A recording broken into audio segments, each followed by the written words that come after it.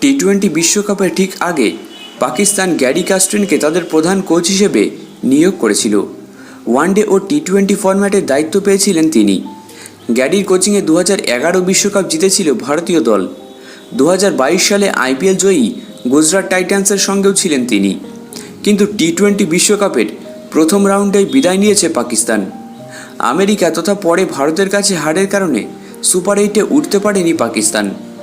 টি-20 বিশ্বকাপে পাকিস্তানের যাত্রা শেষ হতে না হতেই দল সম্পর্কে বড় খোলাখুলি দিয়েছেন গ্যারি কার্স্টেন। জিও টিভিকে কার্স্টেন বলেন, পাকিস্তান টিমে কোনো ঐক্য নেই। তারা এটাকে দল বলে, কিন্তু এটা কোনো দল নয়। তারা একে অপরকে সমর্থন সাপোর্ট করছে না, কেউ বাঁদিকে তো কেউ ডান দিকে। আমি অনেক টিমের সাথে কাজ করেছি, কিন্তু এমন অবস্থা কখনো দেখিনি। গ্যারির মতে পাকিস্তান দল বিশ্বের চেয়ে অনেক পিছিয়ে। কোনো প্লেয়ারই জানে না কখন কোন শট খেলতে হবে। সাউথ আফ্রিকার কাস্টেন আরও বলেন, এত ক্রিকেট খেলার পরেও কেউ জানে না কখন কোন শট খেলতে হবে। যারা এই দিকগুলিকে উন্নতি করবেন তারাই টিমে থাকবেন, আর যারা করবেন না তাদের বাদ দেওয়া হবে। টি-20 বিশ্বকাপে নিজেদের শেষ ম্যাচে আয়ারল্যান্ডের বিরুদ্ধে জিতেছে পাকিস্তান।